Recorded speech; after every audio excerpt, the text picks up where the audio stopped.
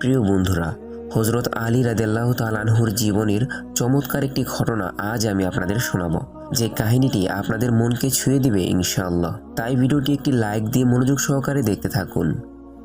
একবার হযরত ফাতেমা রাদিয়াল্লাহু তাআলা আনহু ভীষণ অসুস্থ হয়ে পড়েন। তার এই অসুস্থ অবস্থা দেখে তার প্রিয় স্বামী হযরত আলী রাদিয়াল্লাহু তাআলা আনহু গভীরভাবে চিন্তিত হয়ে পড়লেন।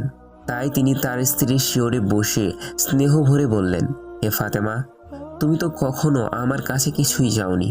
এত অভাব অনাটনের মাঝেও তুমি কখনো কোনো অভিযোগ করনি। তাই আজ আমি তোমার কাছে তোমার একটা ইচ্ছের কথা জানতে চাই, যা আমি পূরণ করতে পারবো। স্বামীর এই কথা শুনে হযরত ফাতেমা রাদিয়াল্লাহু তাআলা আনহু অত্যন্ত খুশি হলেন এবং তিনি মৃদু কণ্ঠে বললেন, হে আলী, আজ আমার ভীষণ আনার ফল খেতে ইচ্ছে করছে। আপনি কি আমার জন্য একটি আনার ফল নিয়ে আসতে পারবেন? প্রিয় দর্শক, এখানে বলে রাখি, আনার ফল হচ্ছে একটা ডালিম। স্ত্রীর কথা শুনে হযরত আলী রাদিয়াল্লাহু তাআলা আনহু বললেন, অবশ্যই আমি আজই তোমার জন্য একটি আনার ফল নিয়ে আসব। কিন্তু তখন আনার ফলের মৌসুম ছিল না, কোনো দোকানেই আনার ফল পাওয়া যাচ্ছিল না। তবু প্রিয়তমা স্ত্রীর ইচ্ছা পূরণ করার দৃঢ় প্রত্যয় নিয়ে হযরত আলী রাদিয়াল্লাহু তাআলা আনহু চিন্তিত হয়ে ঘর থেকে বের হয়ে পড়লেন। তিনি জানতেন এই সময় আনার ফল পাওয়া খুবই কঠিন। তাই তিনি এক ইহুদি প্রতিবেশীর বাড়িতে গেলেন, কারণ সেই ইহুদি ব্যক্তিটি আনার ফলের ব্যবসা করত। হযরত আলী রাদিয়াল্লাহু তাআলা আনহু তাকে ডেকে বললেন, আপনার ঘরে কি একটি আনার ফল আছে? আমার স্ত্রী অসুস্থ, তিনি আমার কাছে আনার ফল খেতে চেয়েছেন। আপনি কি আমাকে একটি আনার ফল দিতে পারবেন? ইহুদি ব্যক্তি জবাবে বলল, হে আলী, এখন তো আনার ফলের মৌসুম নয়। আমি একজন সৎ ব্যবসায়ী, আমি কসম করে বলছি আমার ঘরে কোনো আনার ফল নেই। তবু হযরত আলী রাদিয়াল্লাহু তাআলা আনহু দৃঢ় কণ্ঠে বললেন, আমি শেষ নবী হযরত মুহাম্মদ সাল্লাল্লাহু আলাইহি ওয়াসাল্লামের জামাতা, আমি সত্য কথা বলছি, আপনার ঘরে একটি আনার ফল রয়েছে। এই কথা শুনে ইহুদি ব্যক্তিটি কিছুটা রেগে গেলেন এবং তিনি বললেন, আমার ঘরে আনার ফল তো দূরের কথা, একটি দানাও নেই। ঠিক সেই সময় ইহুদির স্ত্রী ঘরের পর্দার আড়াল থেকে সবকিছু শুনছিলেন। তিনি বললেন, হে আমার স্বামী, আমি তওবা করে কালেমা পড়ে মুসলমান হয়ে গেছি। আপনিও কালেমা পড়ুন, কারণ আল্লাহর নবী সাল্লাল্লাহু আলাইহি ওয়াসাল্লামের জামাতা সত্য কথা বলছেন, আমাদের ঘরে সত্যিই একটি আনার ফল রয়েছে। স্ত্রীর এই কথা শুনে ইহুদি ব্যক্তিটি বিস্মিত হয়ে পড়ল, কারণ তার জানা মতে তার ঘরে কোনো আনার ফল ছিল না। সে দ্রুত ঘরের ভিতরে প্রবেশ করল এবং দেখে অবাক হয়ে গেল, সত্যি এখানে একটি আনার ফল রয়েছে।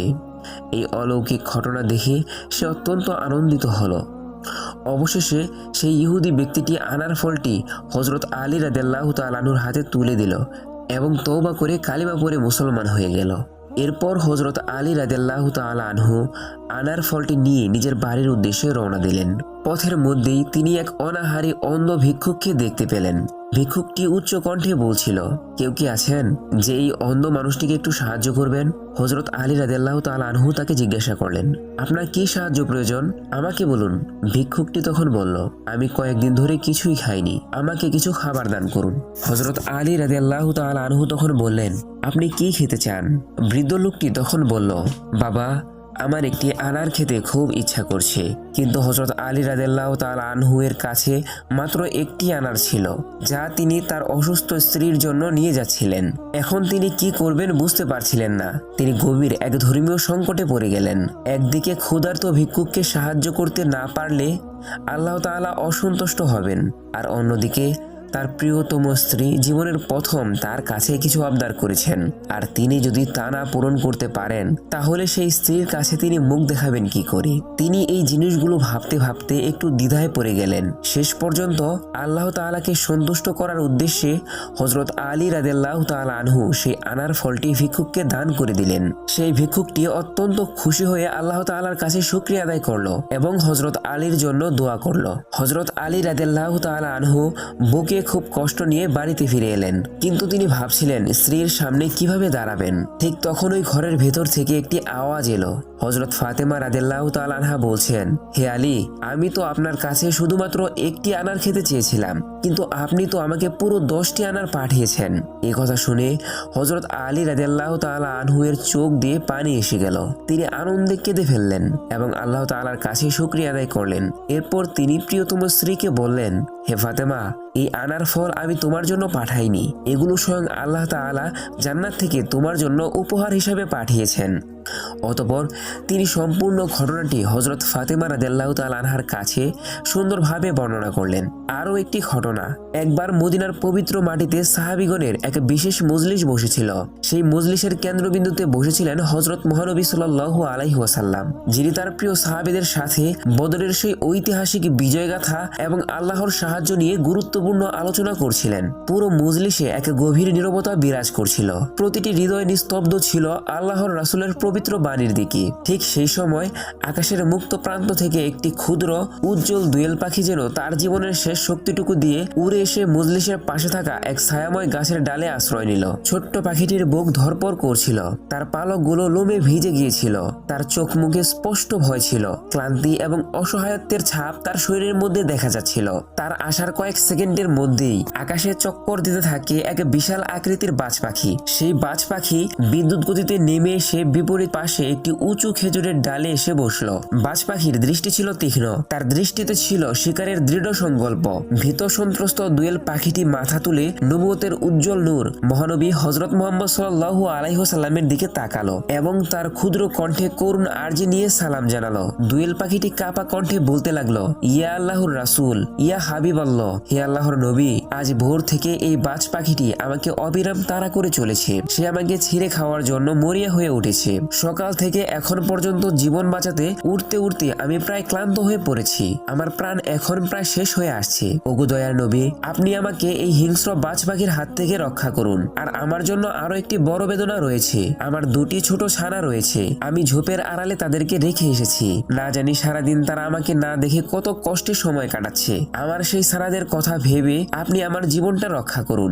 দোয়েল পাখির এই করুণ আর্তনাদ শুনে বিশ্বনবী মুহাম্মদুর রাসূলুল্লাহ সাল্লাল্লাহু আলাইহি ওয়াসাল্লাম গভীর মমতা ও মনোযোগ দিয়ে শুনলেন। তিনি সেই অসহায় প্রাণীটিকে অভয় দিলেন। তার পবিত্র মুখমণ্ডল থেকে যেন শান্তি ও নিরাপত্তার আলো বিচ্ছুরিত হচ্ছিল। তিনি বললেন, হে দোয়েল পাখি, তুমি ভয় পেও না। তুমি আল্লাহ তাআলার নবীর আশ্রয়ে এসেছো। তোমার উপর আর কোনো বিপদ আসবে না। যতক্ষণ তুমি এই মজলিসে অবস্থান করছো ততক্ষণ পর্যন্ত তোমার কোনো ক্ষতি কেউ করতে পারবে না। এরপর তিনি দৃষ্টি ফিরিয়ে নিলেন খেজুর গাছের ডালে বসে থাকা সেই বাজ পাখির দিকে। তার কণ্ঠে ছিল করুণা। একই সাথে তিনি ন্যায়ের দৃঢ়তা নিয়ে বললেন, হে বাজ পাখি, তুমি কেন সারাদিন ধরে এই দুর্বল দোয়েল পাখিটিকে তাড়া করছো? কেন তুমি এই পাখিকে খেয়ে ফেলতে চাও? তখন সেই বাজ পাখিটি সম্মান ও বেদনার সাথে বলল, ইয়া রাসূলুল্লাহ, আপনার কাছে বেয়াদবি মাপ চাইছি। হে আল্লাহর নবী, আপনি একবার আমার অসহায়তার কথা শুনুন। 2 দিন ধরে আমার পেটে একটি দানা খাবারও পড়েনি। আমি এতটাই দুর্বল হয়ে পড়েছি যে উড়তে আমার অনেক কষ্ট হচ্ছে। আজ সকালে যখন এই দোয়েল পাখিটিকে দেখলাম তখন ক্ষুধার তীব্র যন্ত্রণা আর সহ্য করতে পারিনি। বাঁচার একমাত্র উপায় হিসাবে আমি এই সিদ্ধান্ত নিয়েছিলাম। তাই সকাল থেকে এখনো পর্যন্ত আমি এই পাখিটিকে তাড়া করে চলেছি। বাজ পাখির কথা শুনে মহানবী সাল্লাল্লাহু আলাইহি ওয়াসাল্লাম নৈতিকতার দিক ফিরিয়ে আনলেন। তিনি বললেন, হে বাজ পাখি, তুমি কি একবারও ভেবে দেখেছো যদি তুমি এই দোয়েল পাখিটিকে খেয়ে ফেলো তাহলে তার ছোট ছোট ছানাদের কি হবে? তোমার এক মুহূর্তের ক্ষুধা মিটাতে গিয়ে অন্য কিছু নিরপরাধ প্রাণীর জীবন ধ্বংস হয়ে যাবে। বাজ পাখি গভীর একটা নিঃশ্বাস ফেললো। সে অনুতপ্ত হয়ে বলল, হে আল্লাহর হাবিব, এই ক্ষুধার যন্ত্রণায় আমার জ্ঞান হারিয়ে গিয়েছিল। আমি বুঝতেই পারছিলাম না কি করলে এই কষ্ট থেকে আমি মুক্তি পাবো। 2 দিন ধরে আমি না খেয়ে আছি। আমি যখন আর কোনো উপায় দেখছিলাম না ঠিক তখনই আমি এই দোয়েল পাখিটিকে সামনে পেলাম। আর তখন আমার সমস্ত বিবেক যেন হারিয়ে গিয়েছিল।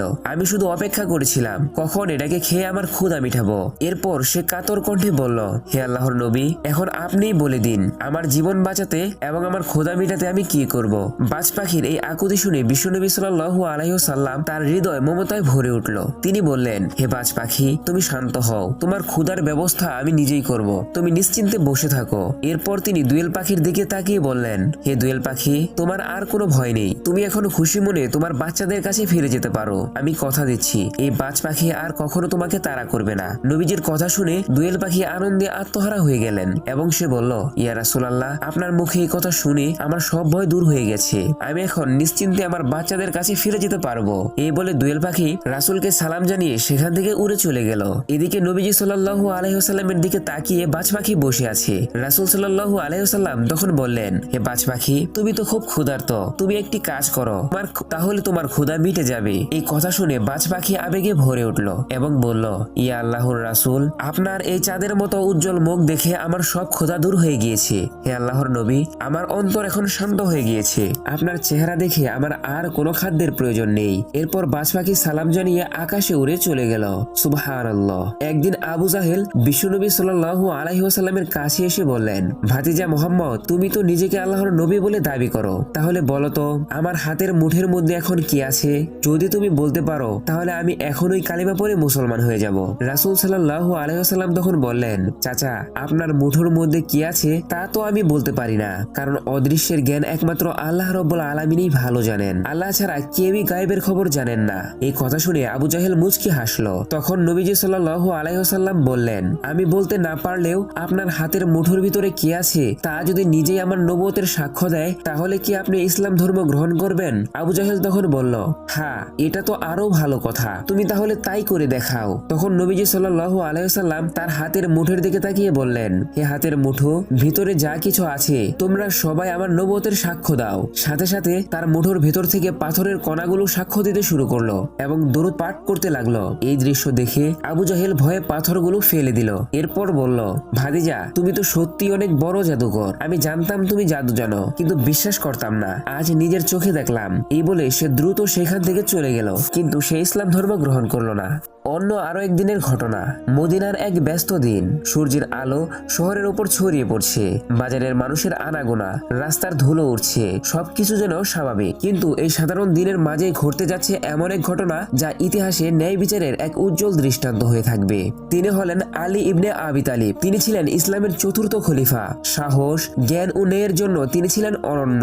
একদিন তিনি খেয়াল করলেন তার প্রিয় একটি বর্ম হারিয়ে গেছে। এই বর্মটি শুধু একটি জিনিস ছিল না, এটি ছিল তার ব্যক্তিগত সম্পদ। যুদ্ধে ব্যবহৃত গুরুত্বপূর্ণ একটা উপকরণ ছিল এটি। কিছুদিন পর তিনি বাজারে হাঁটতে হাঁটতে হঠাৎ দেখলেন একজন ইহুদি ব্যক্তির কাছে ঠিক তার সেই বর্মটি রয়েছে। তিনি থেমে গেলেন। তার দৃষ্টি স্থির হয়ে রইল সেই বর্মটির দিকে। তিনি এগিয়ে গেলেন এবং শান্তভাবে বললেন, এই বর্মটি আমার। ইহুদি লোকটি তখন তার দিকে তাকালো। তার মুখে ছিল দৃঢ়তা। সে বলল, না, এটা আমার। এটা ছিল একটা সাধারণ দাবি, কিন্তু এর ভিতরে ছিল একটি বড় পরীক্ষা। এটা শুধু একটি বর্মের ব্যাপার ছিল না, এটি ছিল একটা ন্যায়ের পরীক্ষা। আলী রাদিয়াল্লাহু তাআলা আনহু চাইলে জোর করে বর্মটি নিয়ে নিতে পারতেন, কিন্তু তিনি ছিলেন খলিফা, রাষ্ট্রের সর্বোচ্চ নেতা। কিন্তু তিনি তা করলেন না। তিনি বললেন, চলো আমরা আদালতে যাই। তার এই একটি সিদ্ধান্তই প্রমাণ করে তার কাছে ক্ষমতার চেয়ে ন্যায় বিচার বেশি গুরুত্বপূর্ণ ছিল।